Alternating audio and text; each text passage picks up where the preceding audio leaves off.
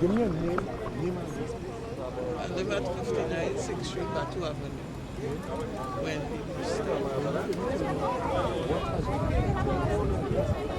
to begin with the smell, constantly, every day you wake up, you sleep, the smell make you feel nauseous, you're getting up with headache, sometimes you're not even feeling to get up out of daughter shape. You have to wake up all in the evening because when she feels sick, she sleeps. So both of them have been sleeping most of the time. They got rash, they got diarrhea. I got rash and I have existing health problems, so it just added to it. I got chest pain, headache right now, I have a headache. I'm not being able to do what I'm supposed to do to function. I can't get up and make lunch Sunday in the afternoon, then somebody get up and make macaroni and cheese. One of the children who feeling a little better. And they came once, and they examined them and sound them and said the chest was clear. They have a respiratory problem right now. So I was seeking to attention. They said to go by here, point up here, hospital there. And they probably still transport the rest of them. But they never came back after that. So I don't know what's going on. Because we need medication for the skin. They ask us if we have somewhere to go to relocate our family, but we don't. That is our house. You can't just carry yourself and 7 children and ruin anybody with that. No, they're not all here, only both of them here, the 2 youngest. And the older ones are being affected also. And they didn't pass back to find out how anybody was going, and it's every night, and the oil is black. The whole river is just oil. You're not even seeing anything looking like water. And it runs right behind our property, so it's only the river separating us from Petrotrin right now. Yes. 750.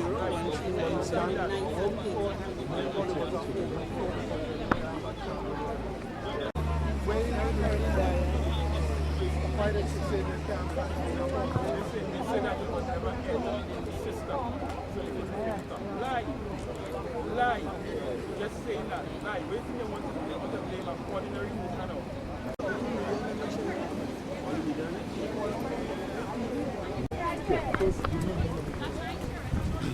I live in at 355 6th Street, Marabella, Batu Avenue. My name is Andrew Spark, everybody known by Yankee. 720-1458, that's my phone number. From since this started, is diarrhea, weakness of the stomach, my eyes is burning night and day. When I did call Petrotrin, they sent an ambulance, they gave me Visine. Without really checking out my eyes to see what really wrong with it. They had give me no really medical checkup or anything like that. Only a doctor come to see how your heart's singing and give you to see if your pressure is okay, and that was it. That cannot be enough. Petrotrin have to do something more for the people. It's not for me alone, it's for everybody. You have pregnant people who are affected. They ain't care. McLeod, we can't see McLeod. He's a representative of Marabella, he never came. You understand? Mr. Roget came out. He came out to see how much he could assist us. Why no representative of Petrotrin is coming to assist us? That's what we want to know. You understand? We cannot be treated like that. We have to get some kind of compensation. Compensation is a must. I am employed. I'm unemployed with Guy's Funeral Home. You understand? Employment is not my issue. My issue is the welfare of me and my family and the people around. No, I called my boss today. She said, well, sorry, let them know, no work, no pay. So who will be reimbursing me for staying home? That's what I want to know. Right now, I'm not feeling good. I ain't eaten a couple of days. It's banana and toast I eaten. Are you serious? The food ain't tasting like nothing. I tried drinking coconut water. Just imagine coconut water like that. it's hard to go. Understand? What is really going on? Why are they treating us like this? In the avenue, we had many meetings with Petrotrin. We told them about this burning of eyes in the morning when you get up in the morning. You know what in the meeting they turn and say? They say that how they have a river that running between Petrotrin and the population. When anything escapes from Petrotrin, the river will cover it. The river will handle it. Now the river handling the people. No justice, no peace.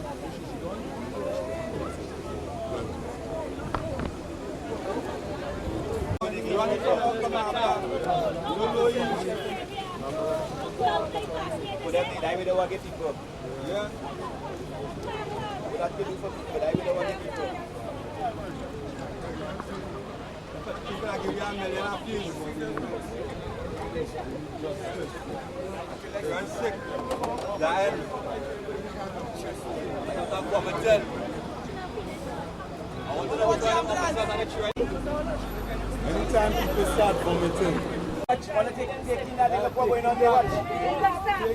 come now, boy.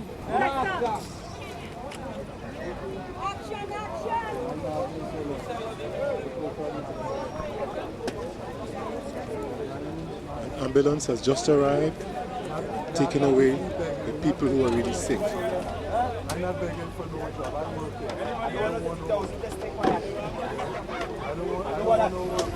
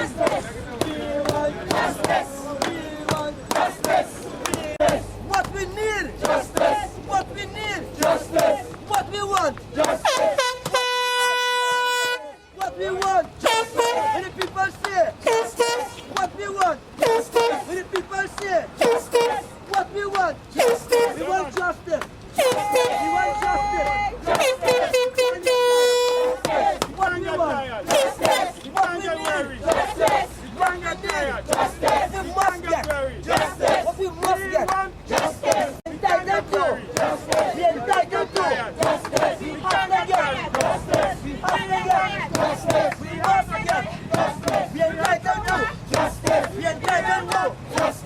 must get justice. We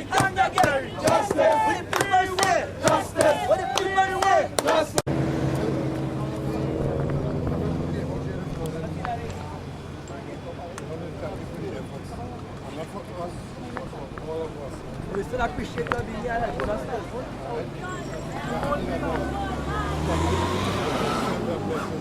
Before this morning, about yesterday evening, you already started touching up work. I know we can read. And this guy will have to be up in their spaces and have to communicate that all is not right. One might not do it as well as one might do it.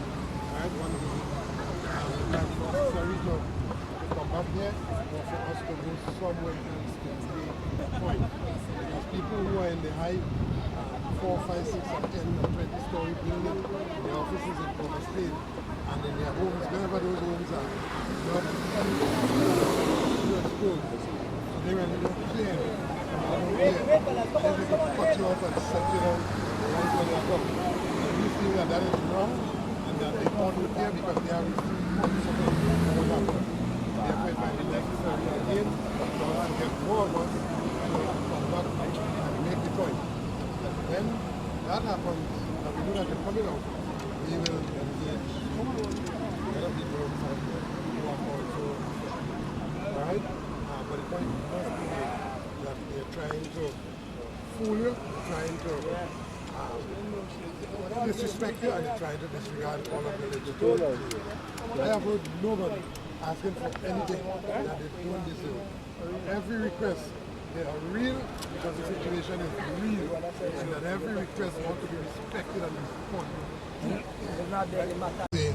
That the residents came out this morning in their own volition, and they made a very important and critical statement. That is, that they are not prepared to stay in their homes, which homes are threatened because of the major exposure that took place last week and continuing.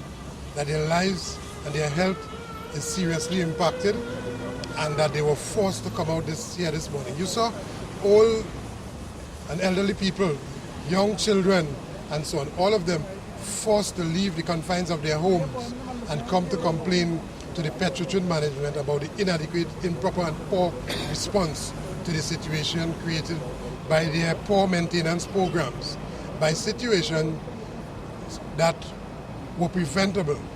The first thing we want to say is that we support overwhelmingly the call for the relocation of all of the impacted residents. We also want to, again, for yet another time, demand that the president of Petrotrin ensure that his management own up to their responsibility to ensure that proper health care is meted out to all of the residents. People are complaining of respiratory problems and so on, asthmatic ailments, all of those things exacerbated by the inhalation of the toxic fumes which came about as a result of that major spill. Now, you want to ask the question, where's the ODPM in all of this? Where's the EMA in all of this? Where's the OSH authority in all of this? Where is the ministry officials? Yeah? Where are those officials from the ministry who are responsible to treat adequately with this situation? Well, unfortunately, it seems that there's a big collusion with all of those independent regulatory bodies to collude with Petrotrin to save the skins and the hides of those persons in the top management, all of whom are responsible for the predicament of the residents in Batu Avenue here in Marabella and the Fence Line community. We call for the proper independent public inquiry into the entire operations of the Petroleum Company of Trinidad and Tobago. While all of these things are happening, what in fact Petrotrin did is to send their goons out this morning, their security officers, to attempt to bully old people and young children from demonstrating their dissatisfaction with the level of poor response meted out to them. And so we condemn the approach by Khalid Hassan Ali, the president of Petrotrin, whose attempt it is to bully on the one hand anybody who attempt to speak out, and on the other hand attempt to bribe some of the residents into remaining silent. And for yet another time we want to put on public records our knowledge of Petrotrin's attempt to threaten certain media houses not to carry certain stories, because if the media houses dare to do that, they will begin to pull ads from those media houses and so on. And that is the extent to which a public company, a state enterprise, is prepared to go to protect those who are in charge, who are not up to the required experience and competence to run the company. The president of the company has been given 2 years extension. He's on contract after he had retired last year. During his last years in office, the company was taken downhill. Workers died, and we continue to be threatened by a failing entity simply because you have the wrong people at the helm. And we are saying this morning that we have absolutely no confidence in that inquiry that is about to take place simply because they are hired. Those auditors are hired by Petrotrin to bring out a particular type of response, that which will vindicate Khalid Hassan Ali and the management of Petrotrin. We call for an independent public inquiry into clearly what belongs to the public and all of the citizens of Trinidad and Tobago. That is the entire operations of the petroleum company of Trinidad and Tobago. Yeah?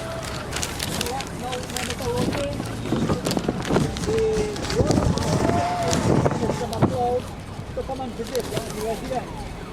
He was scheduled to come this morning, but because you all here at the gate, he cancelled for another day. What is your personal take on that? We have no knowledge of that. All we wish to say about that at this point in time is that any caring member of parliament who cares about his constituents, from the moment he heard or she heard about an oil spill or release of that nature into the environment, impacting the residents, his constituents, you don't have to call. Any caring MP would have been there at the drop of a hat. That's right. And that certainly did not happen. That's right. So anything that comes now is piecemeal and is a reactionary effort, simply to gather political points and so on, to preserve their own hides in office. If there's one MP that should be recalled, it is the MP for Pointe-a-Pierre, that is Errol MacLeod. He failed in representing the members and his constituents and so on, miserably. Yeah? While he may have recorded a high record as a union leader, he failed as a minister, he failed as an MP. They haven't seen him for quite a while. Remember the song? Where your MP, call your MP? I think they're still calling him. And our presence here shouldn't prevent him from visiting his constituents. That is merely an excuse, yeah? As is many excuses and so on. So we will continue to do our duty because we predicted this, you know. I want to say this morning that we predicted this. We didn't know the exact time, but we knew for a fact that once the Prime Minister did not cause an independent inquiry to take place, which inquiry would have taken into account root cause analysis, determining whether it is a systemic failure, whether it was a human failure, or otherwise. If they did not do that, and she did not do that with respect to number 10 sea line, if she did not do that and cause an independent inquiry to take place into the hiring practices at Petrotrin to determine that the persons who are at the helm, that they are competent to preserve these assets and to preserve the health and the limb and lives of the workers and the residents, if they did not do that, we will continue to have failure after failure after failure. And so therefore we are predicting yet another failure sometime to come, simply because the management is not up to the task. It is the same management for the December oil spill, the same management here in their cushy jobs, and they are causing the same results to come about. Where's the task report? Where's the task force report? The National Task Force report that the Prime Minister commissioned when she refused to meet with us to talk about Petrotrins in the national interest. Where's that task force report? Where's it the report of the special committee appointed by the President? Both of which would have facilitated, if it was done properly and sincerely, it would have facilitated recommendations to prevent this from occurring again. But all of that was just a sham to protect our friends in the top management here at Pointe-a-Pierre, Petrotrin, and also at the level of the board. Now we know the residents were here this morning since 8 o'clock. What was the conclusion of their gathering here? What did Petrotrin address them? Well, they spoke with the media, and they had said that theirs was not the attempt to meet with the management here this morning. That was not their attempt. They felt disrespected, they felt disregarded and so on, that their situation, their homes their livelihood have been turned upside down. They didn't ask for those slops, those 17,300 barrels of slops to be released into the environment and directly into their homes, yeah, where they reside. They have to night and day and in between inhale these toxic fumes coming as a result of that release. They didn't ask for that, and therefore the type of response coming from Petrotrin left a lot for wanting, and they felt it necessary to come here at the administration building to communicate their dissatisfaction. And I thought that they would have done well in doing that this morning to demonstrate that they are dissatisfied and they are not prepared to sit down and take the level of disrespect and the attempt of bribery and so on. That is a measure of disrespect, just to throw food at you and so on, give you a meal and have you, remain quiet, or provide you with a little 10 days and so on to hush you up while they continue to remain in their $1 million jobs and so on. That is wrong. It is disrespectful. Every single citizen in this country has a stake in the petroleum company of Trinidad and Tobago, even the residents who borderline in Batu Avenue, the defense line community. Mr. Roget, as far as you consider, as far as you acknowledge, what is the status of this whole mop-up exercise? We think that saying that they are over 80%. We think that is like in Libre. We think it's just another major public relations front, and therefore when they told you that they are 80% cleanup, they are far from that. And I can say that with a level of authority because we visited there yesterday ourselves. Nobody told us that. We visited ourselves, and we recognize that there is a lot to be done still to reach anywhere close to 50%, let alone 80%. But then they are feeding lies into the public domain through their public relations department. That is what they are about. You just take a visual look at those tanks inside there, almost unsightly. It paints a picture of poor management, yes, and people who are not really up to the task. But let's ask the question finally here this morning. Why after 5 industrial fatalities in 3 years, Khalid Hassan Ali is still in the job? Why after 2 major oil spills in less than a year, Khalid Hassan Ali is still in the job? Why after this oil spill, this major release of some 17,300 barrels of slops into the Garakara River, why after that you could not have a proper emergency response plan to take care of the fence line community and to remove them from harm's way? But even as that occurred, Khalid Hassan Ali is still in his job. Why we like to talk about international benchmarks when whether a BP, a British Gas or so, or a Moco, a Repsol, the top management and the president would have long gone. We are in this banana republic where friend determines who sits at the top of a particular company. According to who's in power, you'll have a most incompetent person, their friend. And that is what is happening at Petrotrin. The sad reality is that it is not a parlor, and the situation here is one that threatens life, limb, and health of not just the workers, not just the environment, but human lives right on the fence line community. And that is what we are about here this morning, ensuring that they own up to their responsibility to compensate the residents, to ensure that they get proper health care, and also to have relocation where that is absolutely necessary. And I can tell you, from our visit yesterday, there are numerous instances where relocation is absolutely necessary. Yeah. Thanks.